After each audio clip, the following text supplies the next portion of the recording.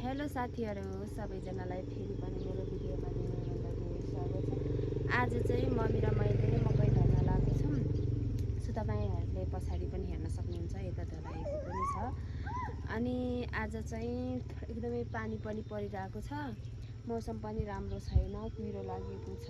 अनि के गर्ने, यस्तै हो गाउँघरको जीवन भनेको, गाउँले जीवन भनेको यस्तै हो। अब के गर्ने, यस्तो पानी परेको बेला पनि अब गर्नै पर्यो, खानै पर्यो होइन। त्यही भएर हामी चाहिँ मकै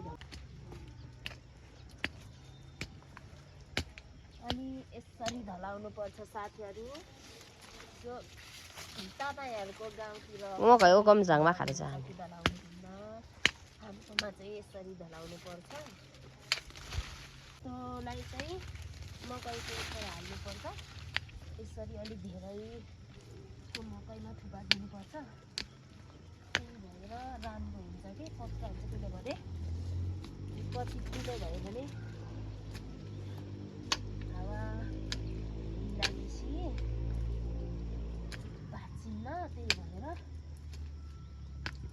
यस्तो गर्नुपर्छ।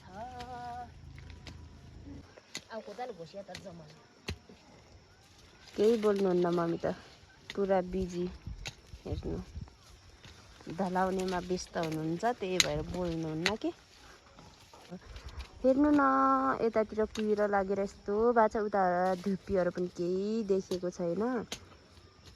अब जुम गर्नलाई पनि अब हातै यस्तो छ, कसरी जुम गर्ने, पानी परेको बेला पानी परिरहेछ। त्यही भएर के गर्ने, यस्तै छ जिन्दगी भनेको हो। यस्तो पानी परिरहेको छ, यस्तो पानीमा पनि बुझ्दैन कहीँ ढलायो, के गर्ने साथीहरू, गाह्रो छ। अब चाहिँ नढलाउनु गएको छ।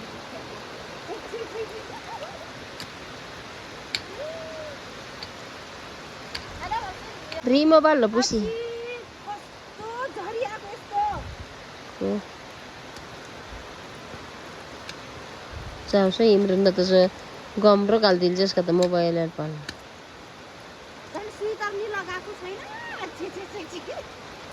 फाइनली साथीहरू हामी चाहिँ ढलाएर भ्याइसक्यौँ, हेर्न सक्नुहुन्छ। हेर्नु मेरो हात यस्तो हेर्नु, पानी परेर यस्तो जोग छ साथीहरू। हेर्नु यस्तो पानी परिरहेको छ, बच्ची गयो।